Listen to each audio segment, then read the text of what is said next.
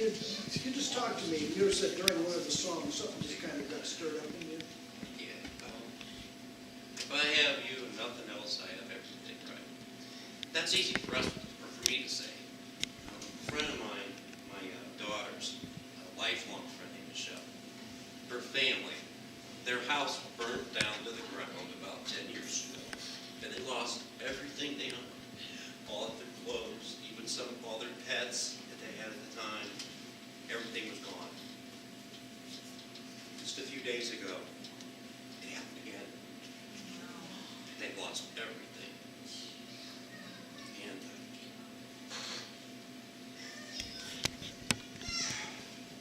I don't know how quite to put it, but I believe God should help them. And God through us, if you consider giving, taking an offering. Let's go with next week, maybe.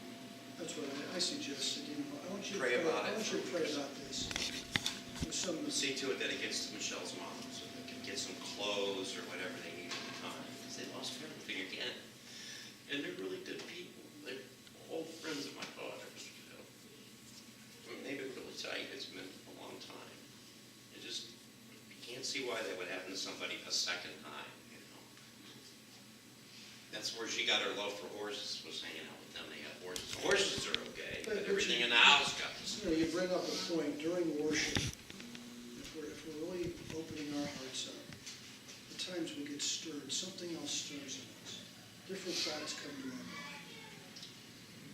And that's what came to your mind during that song. Now, here you are, you're singing it. All of a sudden you were drawn to them and it broke you. And that's a good thing. Some years ago, Mother Teresa. What if while Jeff and I were at work, you know, place burned down, we had to start all over again with everything we owned. Some years ago, a question was given to Mother Teresa. She said, if God's such a loving God, why are there thousands of people every day starving and dying of starvation? And she said, that's the wrong question. God has given us enough resources on this earth to take care of everybody. The question is, why doesn't God love everybody? Why don't people love people? How come people don't love people? So I want you to pray about it this week. Next week, we'll have a regular offering, as we normally do. We'll have a special offering for this family. Pray about it. Consider. 100% will just go. Just write it. If you want to write a check, just write a check to the church. Talk to Kathy about that. Earmark it at the bottom. If you want to get money, I think that would be a good thing. Thanks. Well, welcome. It's getting colder, isn't it? Do you like this cold? Some people saying yes, some people saying no. What's going to happen, right? I got a song here that I want us to just listen to this song. You know, different songs I have. On this particular song I have, I don't know how to quite say it. I have mixed feelings about the song. But I like the overall message where I'm going to with the song. And let's just hear the song for what it is.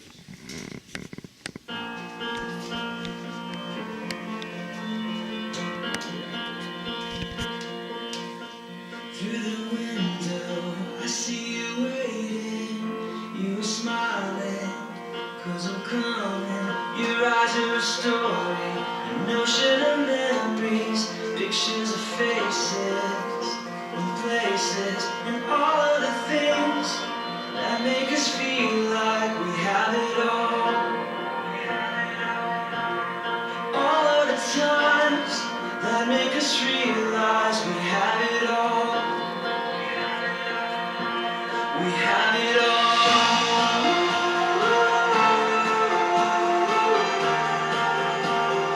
Life is beautiful.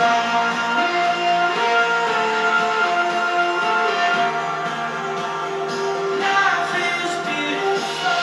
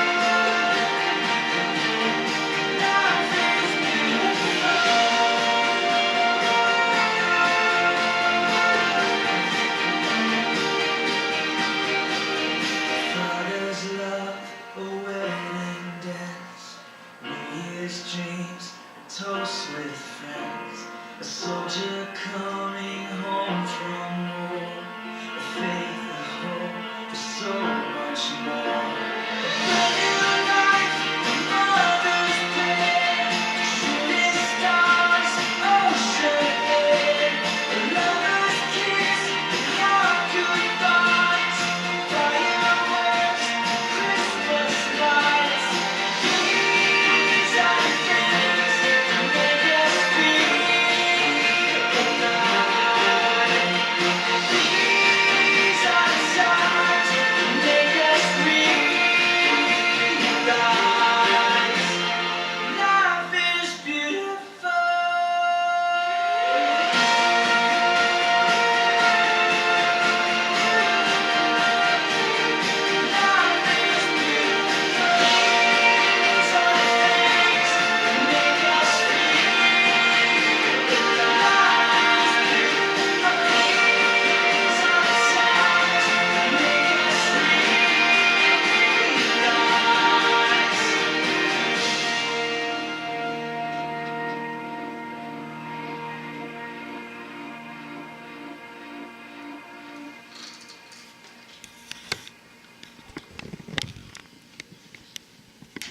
Get into today's message. And I want to you what makes you feel alive.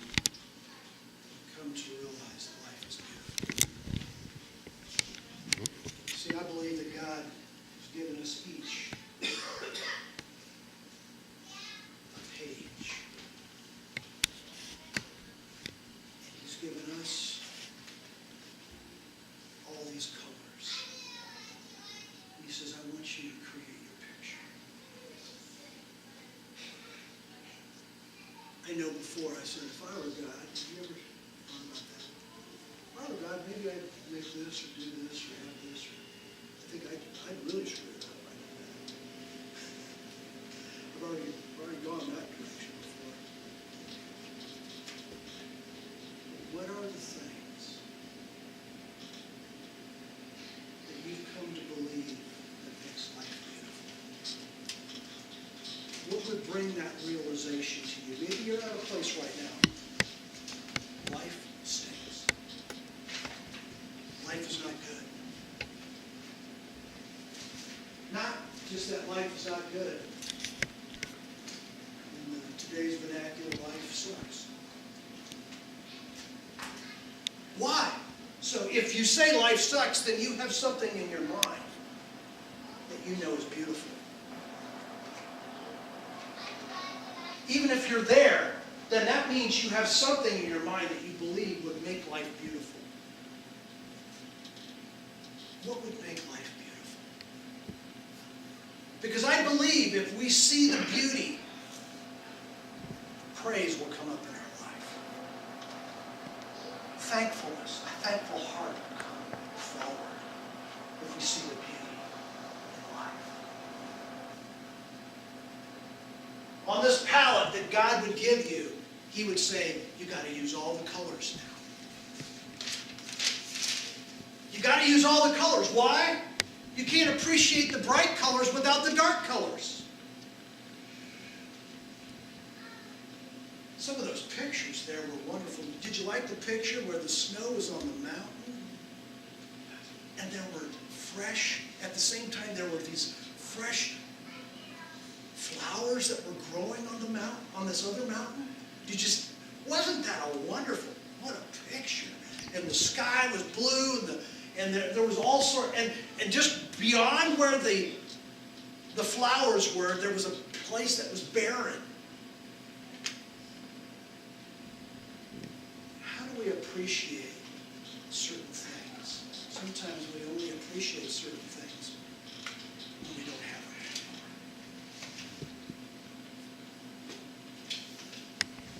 What would make life beautiful for you? We're going to go back to this. We can play this at the end of the message. And I want you to think about it during this message. To you. Not to me. According to the Bible, it says, and that's not what I'm saying. I think the Bible's correct. And if we're not on God's page, we're trying to find beauty somewhere else. I understand that. Have you found that finding beauty in your own way leads to a not very beautiful path? Have you figured that out yet? Some of us maybe haven't figured that out yet. And that's okay. God chose you. There's this passage in the New Testament that says, Jesus looks at his disciples and says, you didn't choose me. I chose you. I chose you. One of the big questions of life, what did you choose me for, God? Not, God, I want you to come in my life so that you can help me with my choices. God, what did you choose me for?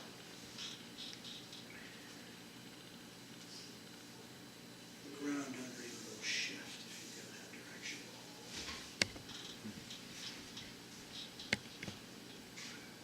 Last week we looked at the paradox of Psalm 22. Just to recap that a little bit, Psalm 22, the first 21 verses talked about tremendous struggles, tremendous pain. And then from verse 22 to the end of the chapter, it's about praise. How many of us at times have those two compartmentalized? When life is stakes and when we're struggling, we feel our struggles, and that's what life's about. When life is in the praise place, we're happy and we're just praising. We don't put those two in the same song.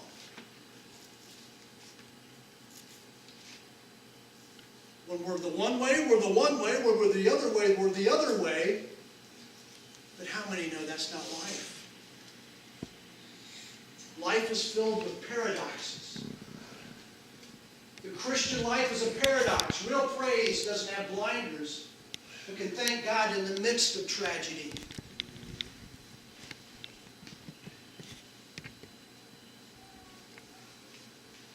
Look at some of these passages. This is an interesting passage.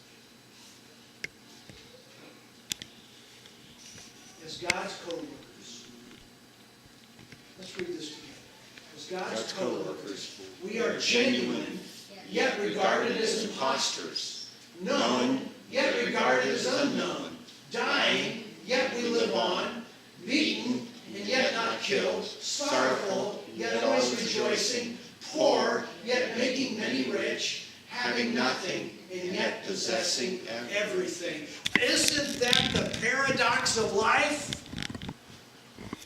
Sorrowful, yet rejoicing. Having nothing, yet possessing everything. This is life. I like what John Piper said. One way to describe the Christian life is to say that it's made up of paradoxes. That means that there are things in our lives that don't seem to make sense, don't seem to fit with other things in our lives, and yet we Christians have seen enough of God's power and wisdom and love that we believe, with good reason, that the paradoxes of our lives really do fit together in God's mind, even if we can't always figure them out. Life is filled with paradox.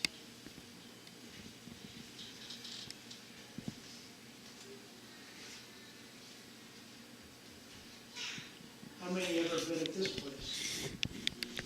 You've been at, you know you're being very genuine, yet people see you as an imposter. Have you been there? How many know you can't please everyone?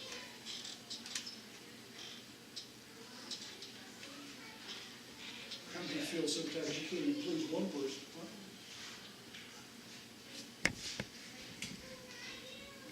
Dying, yet we live on. Beaten.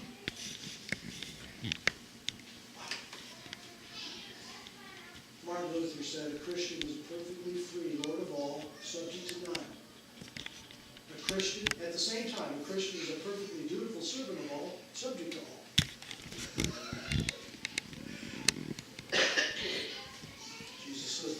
shall be first. This is the paradigm. This life is filled with these inconsistencies. Can we praise life, not with blinders on it? Can we praise God?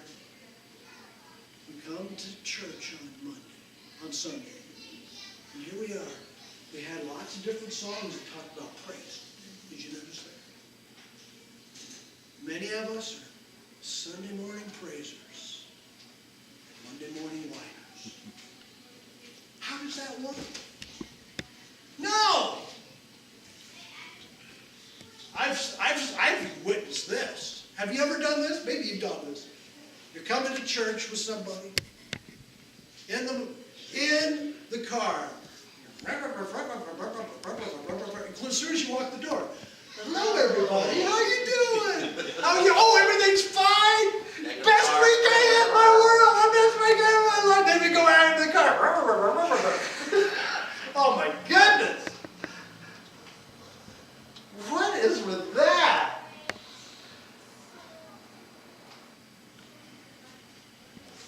The miracle of life is to be able to praise God where you are, not where you want to be. Where you are, not where you hope to be. That's a miracle.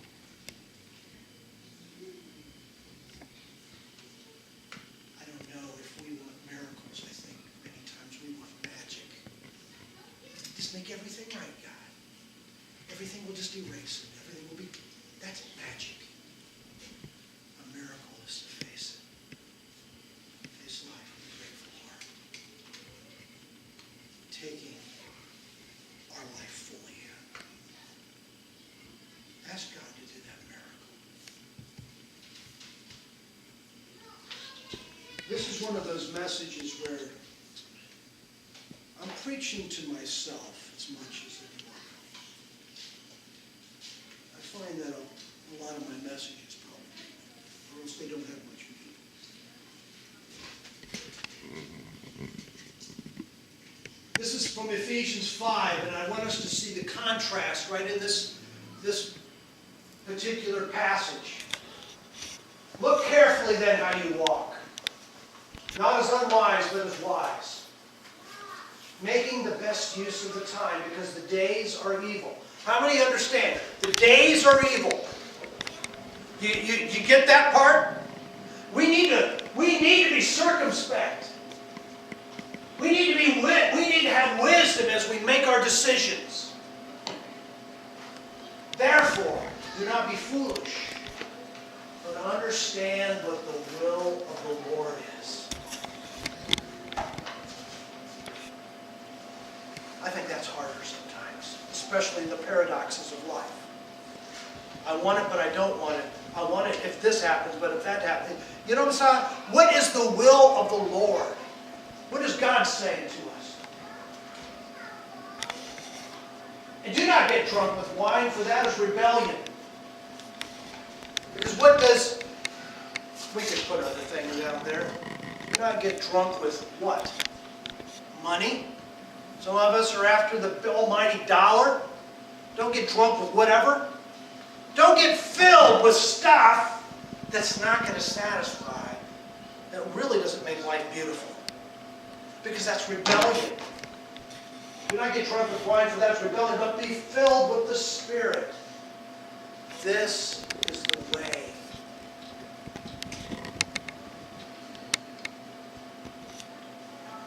To me, the only way we can live a praising life is if we are walking and working and living through God's power and His presence and His eyes. How many know that depending on the person, you can see completely different things looking at the same thing? It reminds me of the story. It was early as a pastor many, many years ago, about 30 years ago.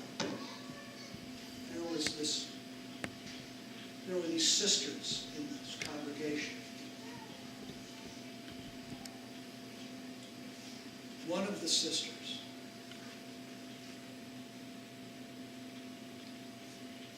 talked to me about this situation in her childhood that completely changed her relationship with her father. And I said, was anybody else there? Oh yeah, my sister so-and-so was there. I said, what'd you talk to her about? She had a completely different understanding, perspective, and view of the same incident. How can that be?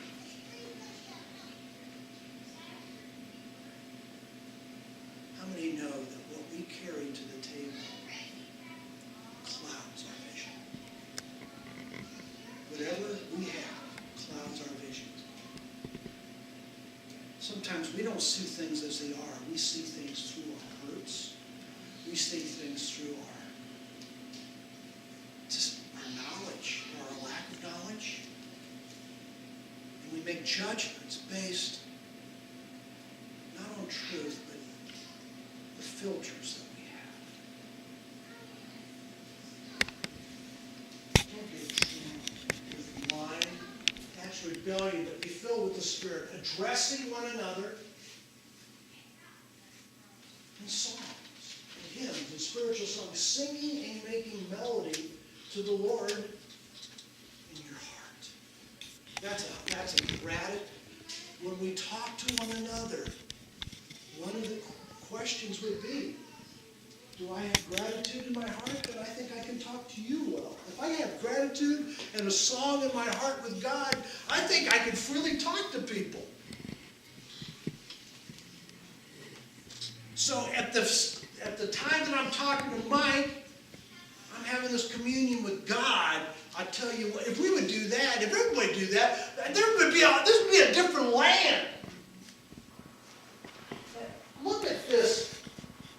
Giving thanks always. And what? What's that say? For. And for everything. Why would I want to give thanks? How many are thankful that Jesus died? It almost sounds perverse. Thankful for a death? Thankful that people hung him on a cross? Thankful that he was beaten? How many know that even abuse, God has a purpose in it? Can you believe that? Have you gotten beyond? That's a hard one, folks. Even abuse. God has the ability to turn everything and to make anything, even the blackest of nights, something good can come out of it. That's how big our God is. What I think I want to do at times is I want the infinite knowledge of God to make sense to my pea brain. I want all the knowledge of God. How much is the knowledge of God? Can you, if it would be stuffed in my head, what would happen? It would explode. Yeah, my head would explode. I can't fathom it. So the only way that I can follow this infinite God is not through understanding, because I can't get it. It's through faith. And that's at the key to thanksgiving.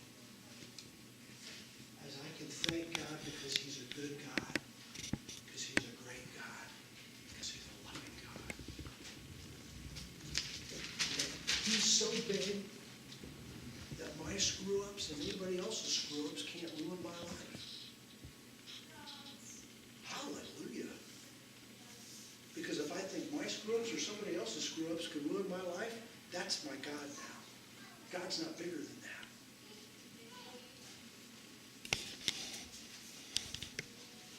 Giving thanks always for everything to God the Father and the Lord Jesus Christ, submitting to one another out of reverence for Christ. I mean, sometimes that's one you can't. Well, maybe I'll submit to God. I ain't going to submit to this one.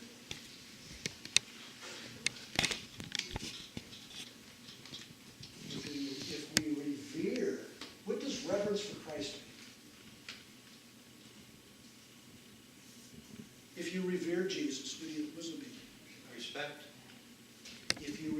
respect Jesus, you'll submit to one another. That's what it's saying. Submitting to one another out of reverence for Christ. Why do we submit to one another? Because I like them? Because I agree with them? Because I understand them? No. Because I revere Jesus. I'm willing to submit.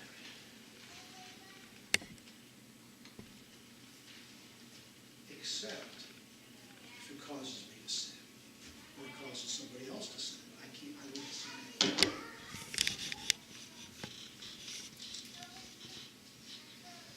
Gratitude makes sense of your past, makes peace for today, and creates a vision for tomorrow. Chances are you do not have you don't have a heart filled with gratitude if you're struggling with the past.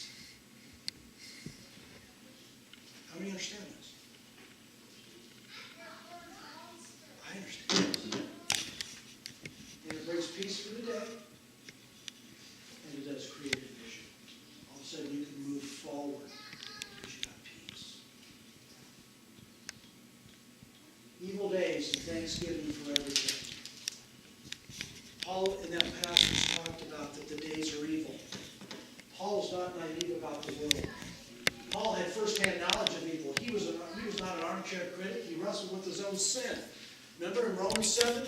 I do what I don't want to do. I do what I hate. It's the sin that's in me. And he's struggling around in Romans 7. Why? What's going on, God? I don't want to do this thing, but it's this sin in me.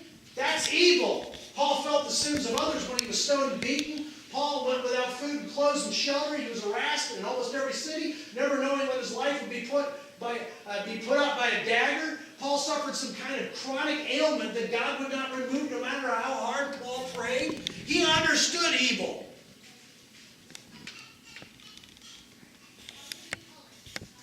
God taught Paul some of the purposes of struggling with sin and suffering. How many know that there's a purpose in the struggle? This is out of 2 Corinthians chapter 12, where Paul is saying 3 times, I plead with the Lord to relieve me of this thorn in my flesh. I mean, this 3 seasons of prayer. It wasn't just like a little prayer here, a little prayer here. I mean, he was praying.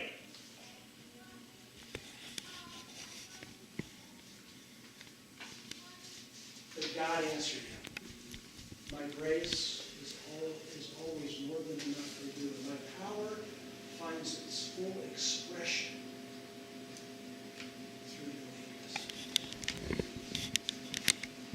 How many know that if everything is going good,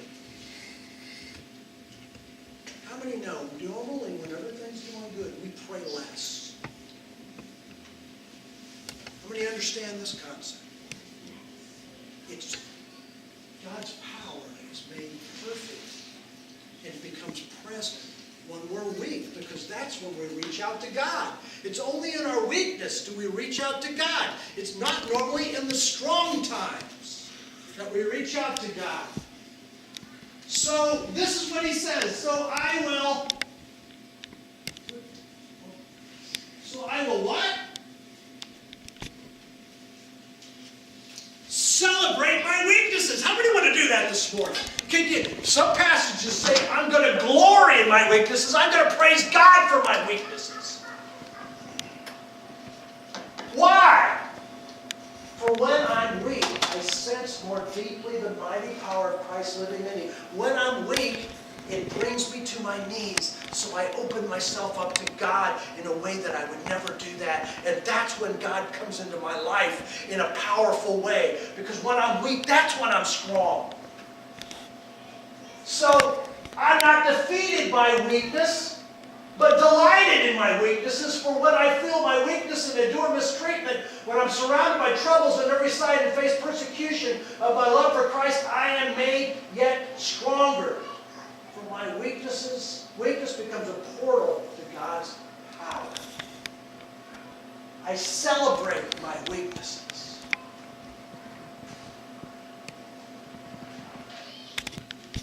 Some translations, I celebrate my mistreatments. I celebrate my troubles. I celebrate the persecution and the abuse that happened to me. I can praise God for that. First time I came across this passage was way long ago when I was 17, 18 years old. I came across this passage. It's in 2 Corinthians 12, and I remember going to Reverend Paul Strauss. He was 80-some years old. We had a Bible study. There was a Bible study in his home. And I came across this passage. I said,